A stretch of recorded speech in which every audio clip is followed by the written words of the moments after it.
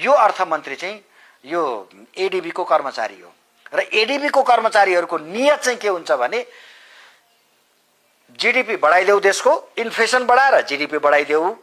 कुरा बुझ्नु भएन? एडीबी, वर्ल्ड बैंक, आईएमएफ को नियत हेर्नुस्। यो अर्थमन्त्री त्यहाँको कर्मचारी हो, यो ठुलो मान्छे होइन, थाहा पाइराख्नुस्। यो त्यहाँको कर्मचारी हो, यो सोडी मुवागले भन्ने मान्छे। कुरा बुझ्नु भएन?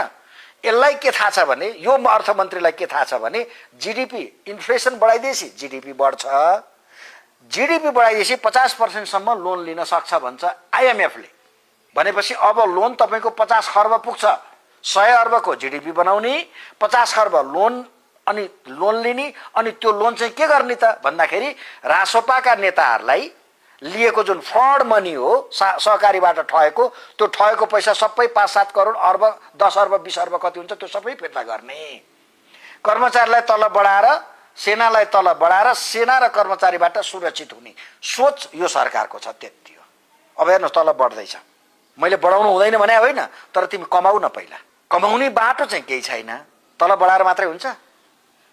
के गर्न खोज्या यो भन्दाखेरि तपाईले सेना, पुलिस यसलाई कन्फिडेन्समा लिन खोजेको, सेक्युरिटीलाई कन्फिडेन्समा लिन खोजेको हो होइन, कर्मचारी ब्युरोक्रेसीलाई कन्फिडेन्समा लिन खोजेको।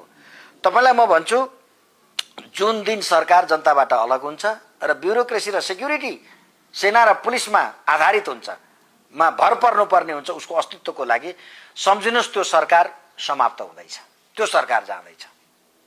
जनताबाट छुट्टिएर सरकार चल्छ।